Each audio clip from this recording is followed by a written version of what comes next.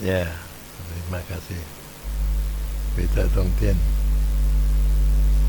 Saya Usman Arif, biasa Usman Arif alias Lim Yanggi, akan melanjutkan ya dan mengajak saudara-saudara dan teman-teman untuk belajar filsafat ya.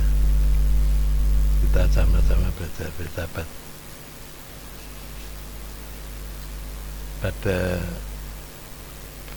saat pembicaraan saya yang lalu, saya cerita bahwa orang perlu belajar logika ya, logika itu sebagai metode berpikir ya, cara berpikir. Jadi orang berpikir itu ada caranya. Kalau tidak, kalau caranya salah, maka keputusannya salah dan gagal ya. Semua usaha itu gagal. Maka pemikiran itu harus betul. Satu contoh kemarin saya sudah sampaikan, tempoh hari sudah saya sampaikan bahwa ada logika yang salah tapi dipakai, yaitu logika Hegel atau disebut dialektika Hegel, yaitu bila ada tesa maka ada antitesa, kemudian ada sintesa. Nah, sintesa menjadi tesa baru, maka sintesa baru akan mengundang antitesa baru dan seterusnya. Nah, ini cara berpikir seperti ini dalam logika modern disebut kontradiktori, artinya semua putusan pasti salah ya, karena dibatalkan sendiri, yaitu rumusnya C sama dengan tidak C ya. C itu sesuatu keputusan, tapi setelah mendapat putusan itu dibantah sendiri, yaitu contohnya setelah mendapatkan tesa maka harus ada antitesa, berarti tesanya itu dibatalkan ya, alias ditandingkan dengan antitesanya, maka tidak pernah ada sesuatu yang selesai. Jadi sejak awal para ahli filsafat atau ahli logika modern sudah meramalkan bahwa ajaran Marxis itu akan musnah, akan hilang dengan sendirinya karena memakai logika yang salah, yaitu dialektika Hegel. Nah, di Barat juga ada logika banyak, dan logika ada yang tradisional, ada yang modern. Nah, logika yang modern di Barat itu logika simbol atau logika matematika. Jadi kita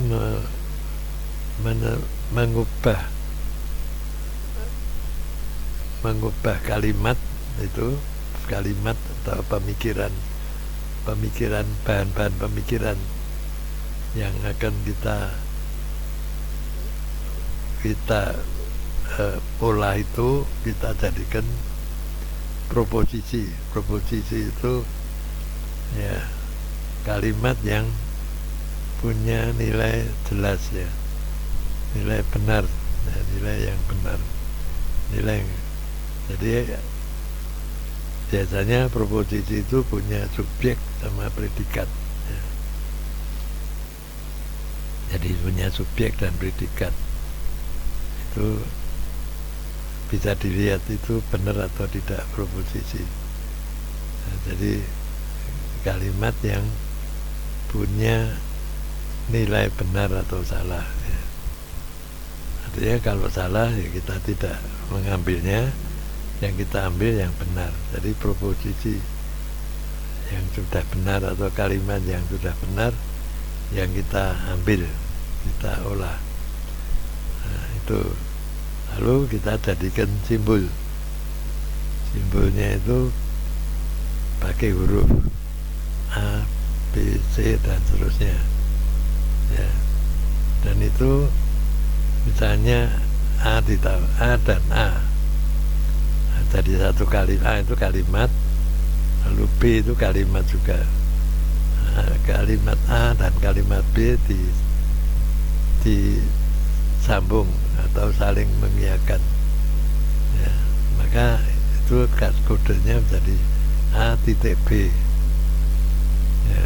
Kalau A atau B maka diberi kode yang lain ya. Dan ada kodenya, tiap simbol itu ada kodenya. Itu gitu caranya. Jadi kalimat itu bisa banyak ya. Kalau dalam logika modern kalimat atau premis-premisnya itu bisa banyak. Nah, dan kemudian bisa diolah mendapatkan kesimpulan terakhir. Berbeda dengan logika tradisional, itu hanya ada dua premis, kemudian ada satu kesimpulan. Jadi menarik kesimpulan harus lewat hanya ada dua premis, dan dua premis itu ada syarat-syaratnya ya. Tidak semua asal dua premis bisa diambil kesimpulan. Itu ada syarat-syarat tertentu. Nah, itu jadi tiap logika itu ada caranya, ada rumus-rumusnya untuk mengolah ya. Mengolah sehingga mendapatkan satu kesimpulan yang benar. Itu logika simbol yang modern, yang berkembang di barat. Dan itu logika simbol itu memungkinkan munculnya komputer ya. Jadi, itu proses itu panjang ya. Di barat ada logika simbol, di Tiongkok sudah ada logika simbol sejak 2500 tahun lebih ya.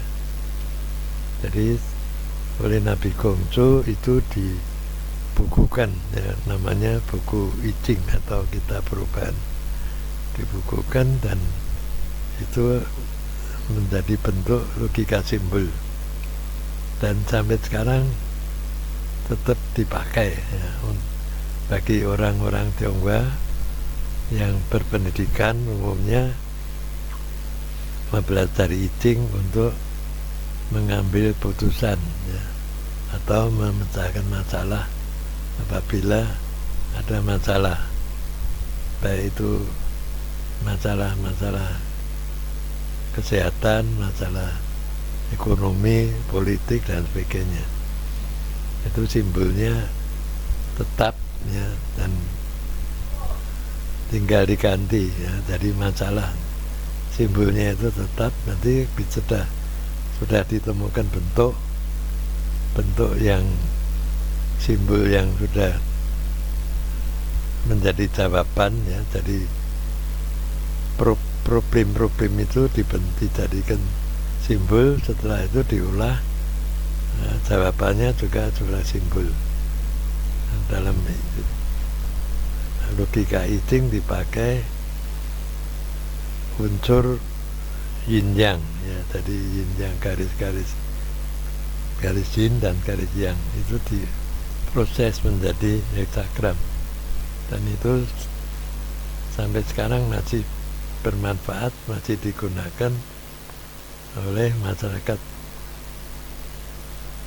di Tiongkok maupun di orang-orang Tionghoa di luar Tiongkok ya.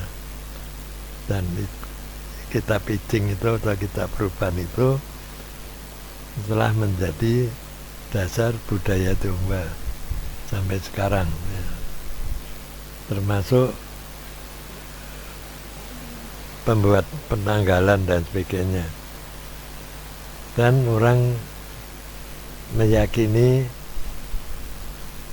orang yang ingin merubah nasib bisa konsultasi dengan kitab I Ching itu. Ya, ada satu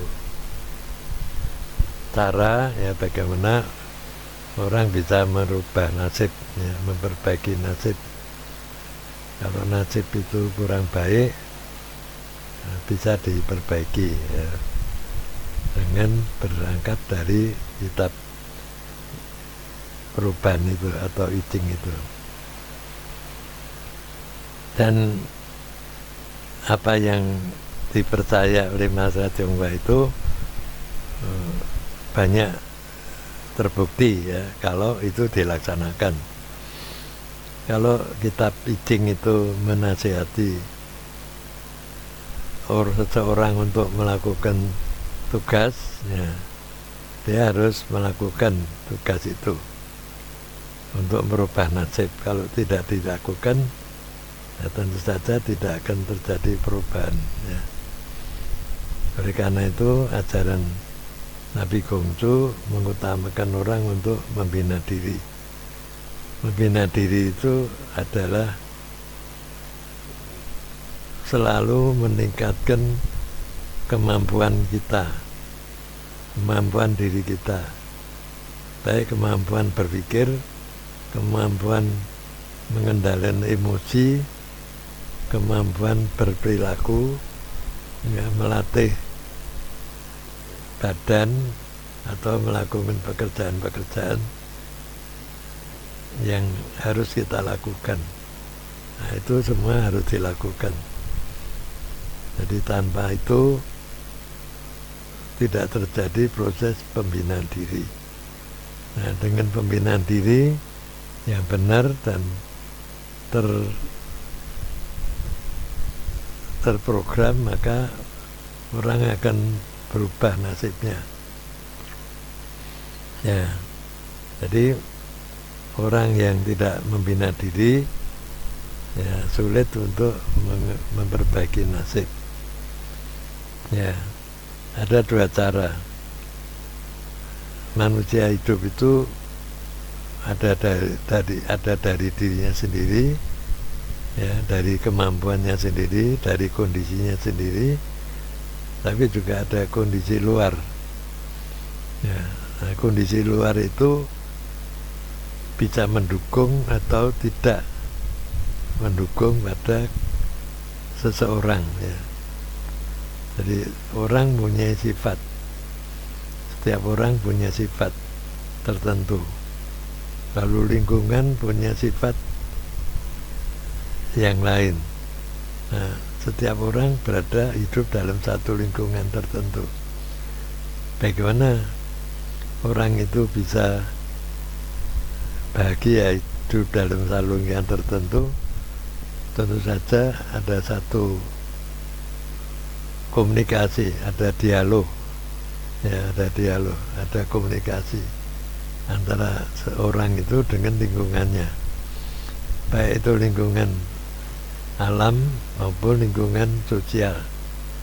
Ya, kalau lingkungan sosial kita harus melihat misalnya cara kita bicara, cara kita berperilaku, ya, tingkah laku kita bisa tidak diterima oleh lingkungan kita, cocok tidak dengan lingkungan kita.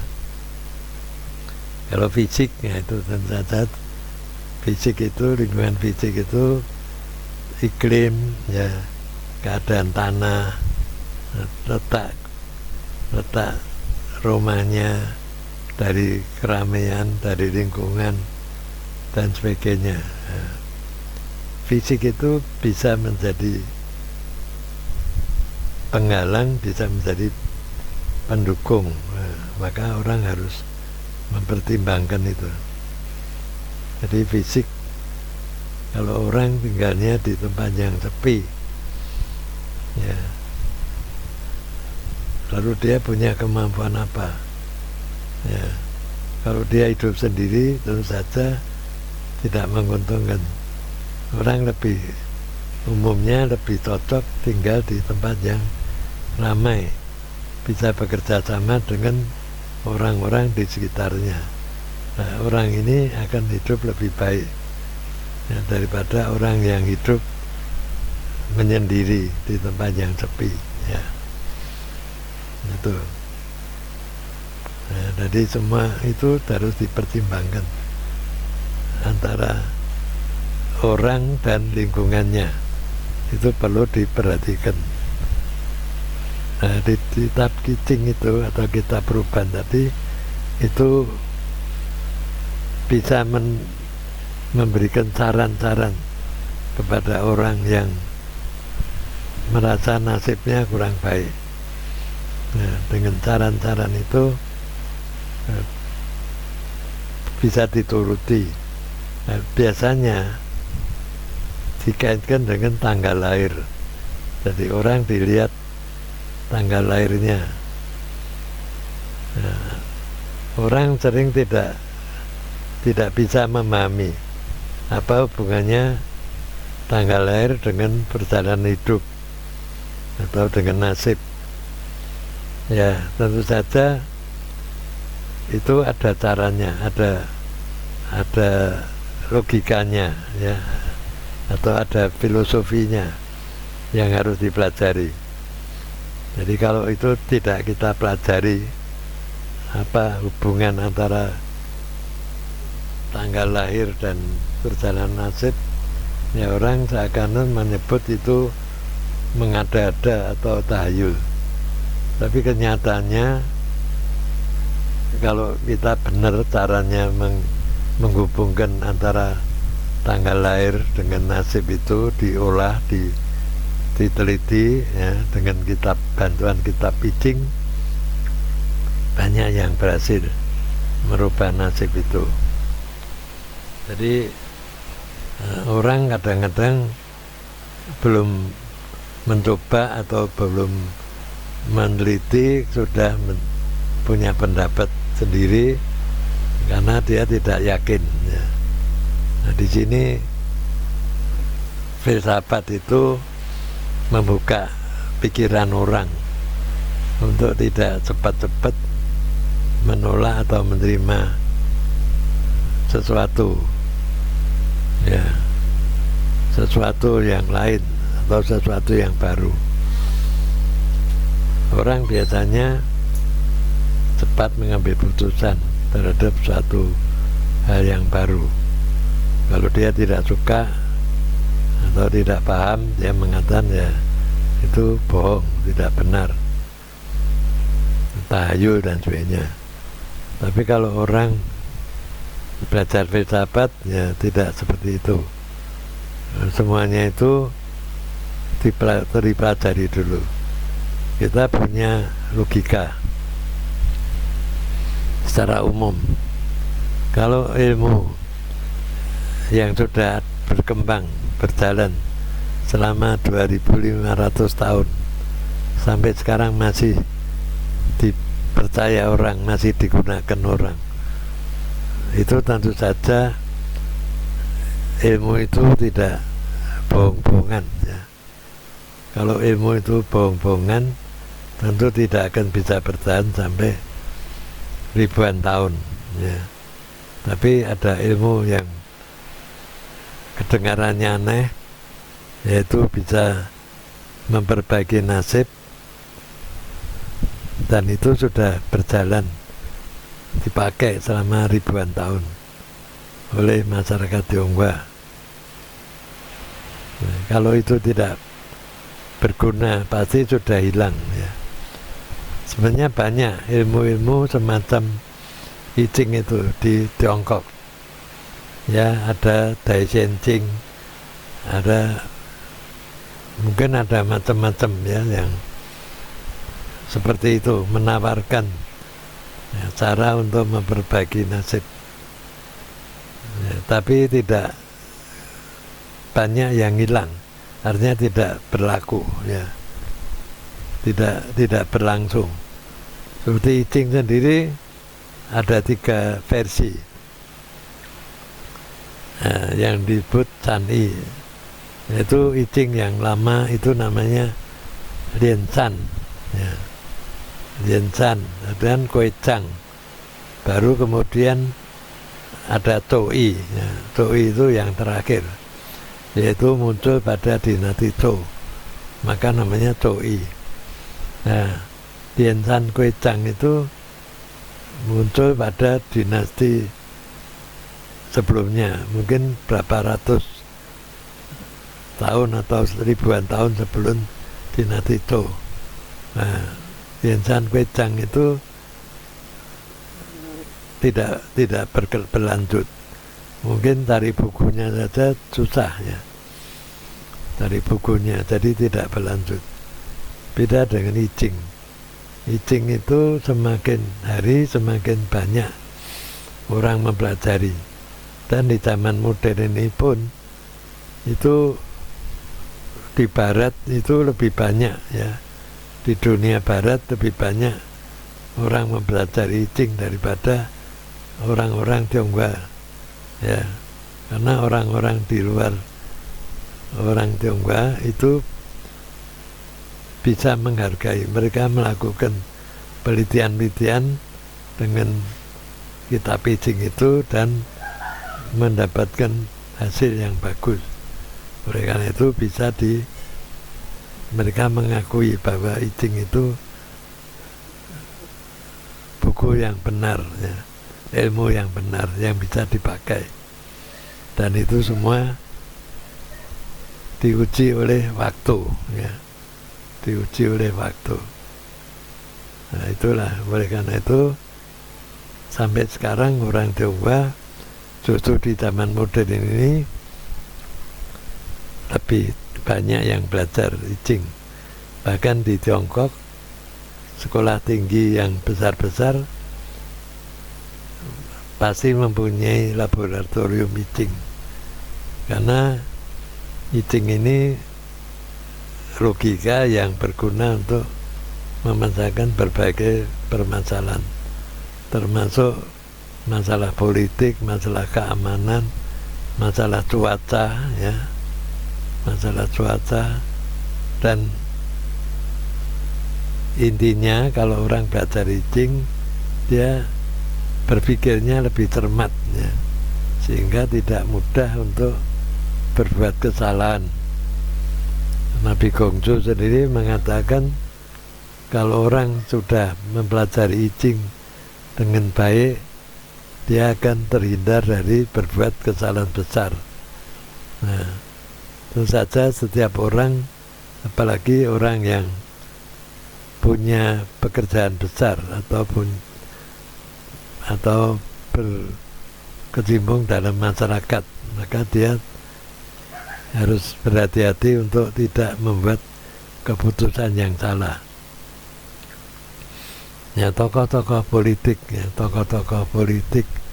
di Tiongkok ya, ahli militer, ahli para jenderal ya, ahli strategi militer, para menteri-menteri itu sejak zaman kerajaan diwajibkan belajar I Ching.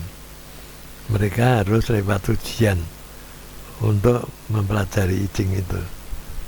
Ya, kalau mereka tidak lulus, ya tidak bisa menjadi menteri.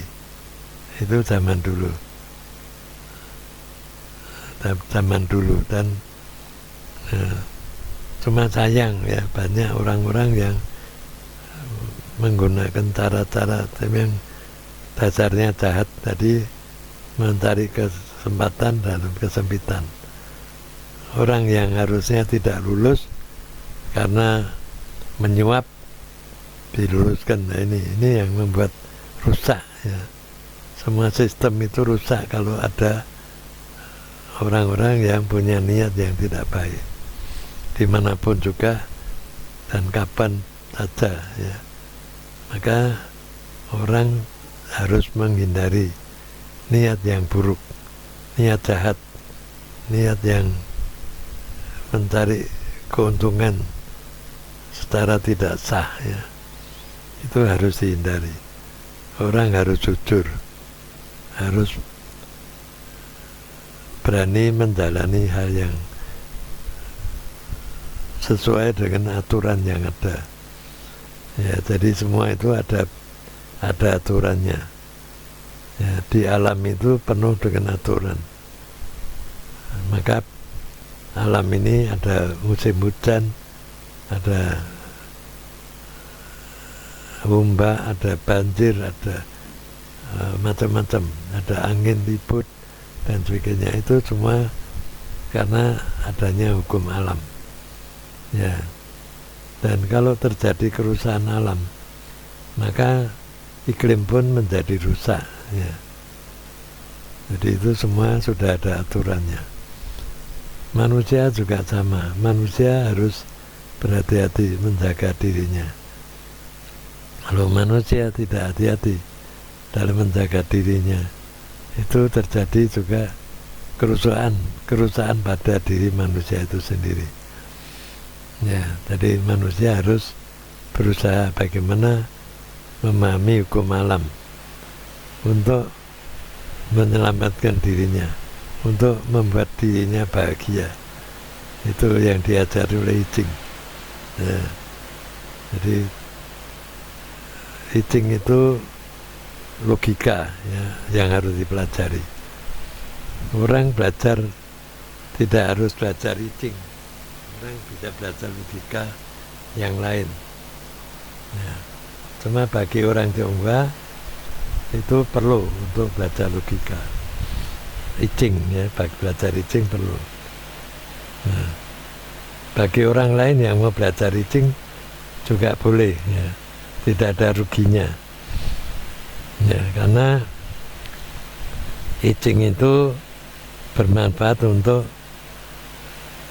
memecahkan berbagai masalah, baik itu masalah ekonomi, masalah politik, masalah kesehatan dan sebagainya. Ya, itu asal orang mau mempelajarinya akan berguna. Kalau di Barat orang mempelajari logika dikaitkan dengan ilmunya. Orang Barat belajar ilmu diperdalam.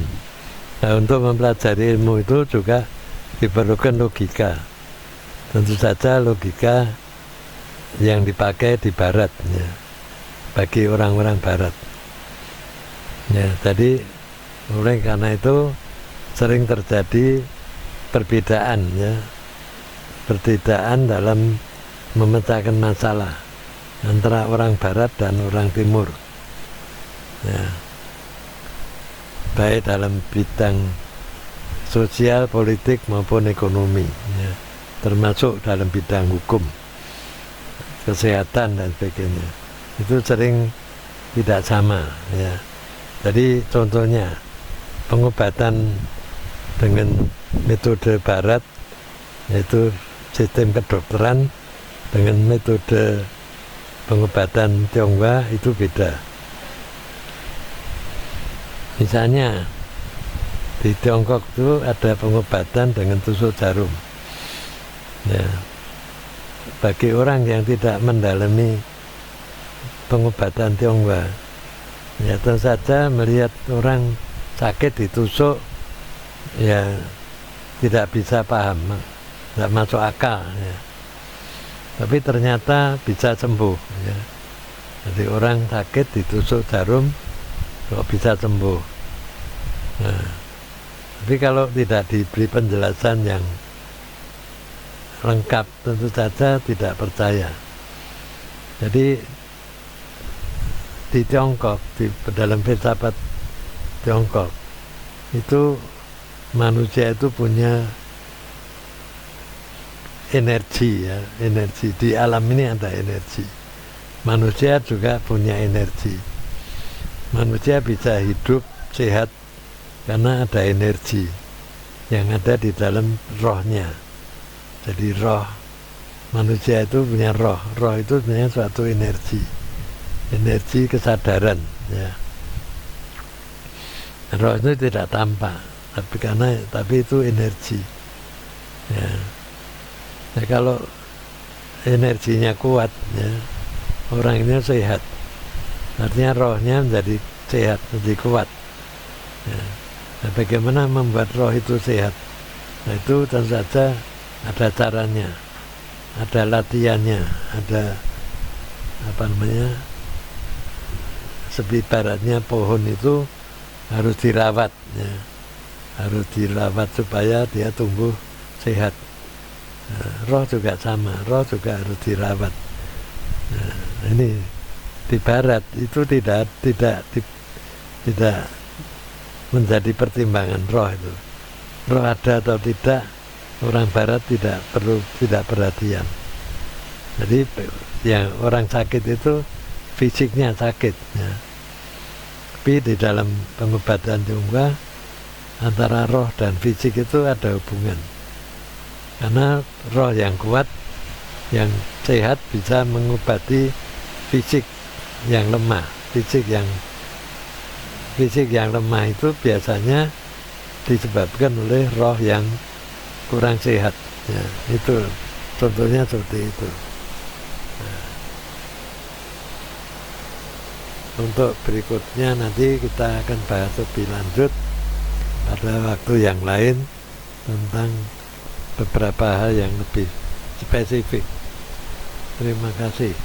Santai.